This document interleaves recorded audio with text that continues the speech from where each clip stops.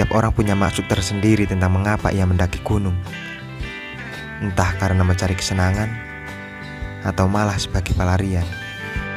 Mendaki gunung adalah menghargai yang tak tampak, memaknai yang terpampang. Banyak yang seolah mengerti, padahal tidak sama sekali. Mendaki gunung itu butuh edukasi, bukan tutorial foto selfie. Banyak hal yang bisa kita pelajari dari sebuah gunung. Tentang dia tak pernah mengeluh walaupun setiap saat dikotori penggiatnya sendiri. Dan manusia hanya berlomba-lomba untuk menjamah alam, bukan menjaganya.